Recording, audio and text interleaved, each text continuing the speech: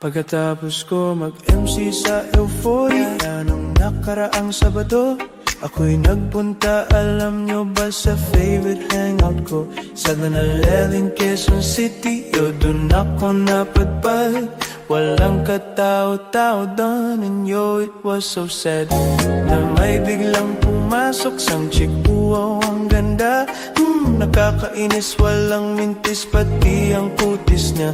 Mata niya ay kulay brown, meron siyang bresang ngipin. Kamukha siya ni Rita Avila kung iisipin. Katawan niya ay 36, 24, 34. Sa panong paraan kaya ako makakaskor. Magaling siyang pumorma, suot niya ay hangin shirt. Nang dumukot siya ng pera, umangat ang kanyang skirt. Kaya't ako'y biglang nagsabi, hey girl, I like your style. Siya'y kumagat din, kumindat at nagpakita ng smile.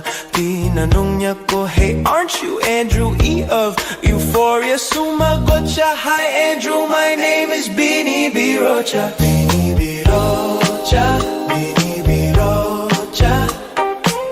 Talagang type na type siya. Bini Birocha, Bini Birocha. You know what? In love ako sa beauty niya. One more time in the place. Bini Birocha, Bini Birocha. Talagang type na type siya. Bini Birocha, Bini Birocha. You know what? In love ako sa beauty niya. So pagkatapos ng isang linggo, waakalain nyo si Bini Birocha ay nakita ko sa disco. At ako ay nagulat sa aking napuna.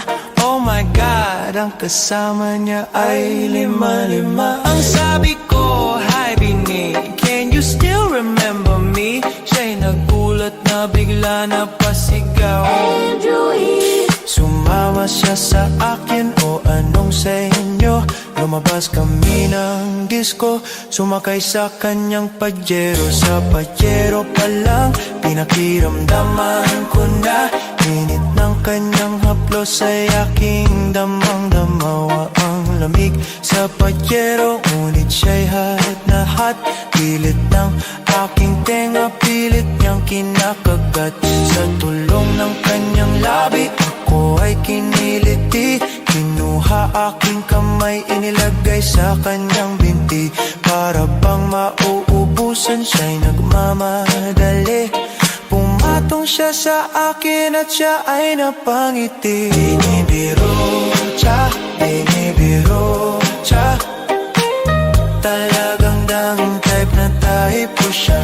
Bini Birocha, Bini Birocha. You know what? In love ako sa beauty niya. One more time in a place. Bini Birocha, Bini Birocha.